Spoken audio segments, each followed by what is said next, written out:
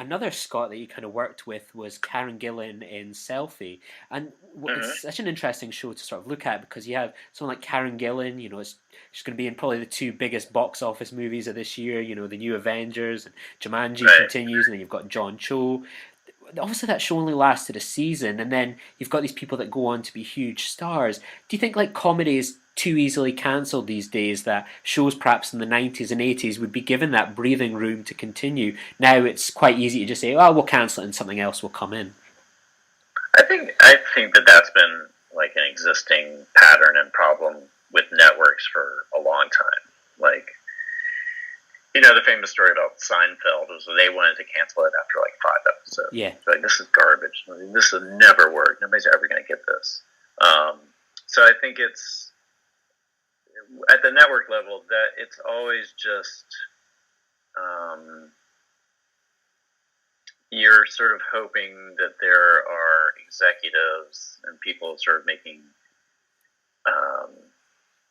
more administrative, creative decisions. You know what I mean? Like, they're the ones who really have to answer to the advertisers and stuff, who will see the long game of a show.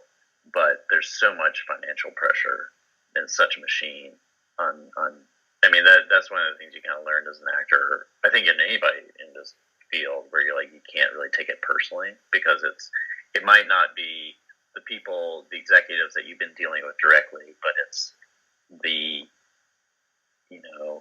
people at Coca-Cola 5 steps away from the executives at Fox or whatever, who are making a decision that influences this chain reaction.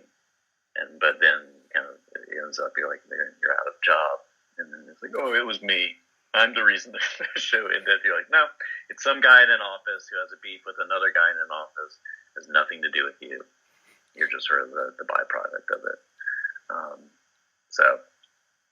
But I think I hope that the networks are taking notice of their main competitors, like Netflix, Amazon, HBO.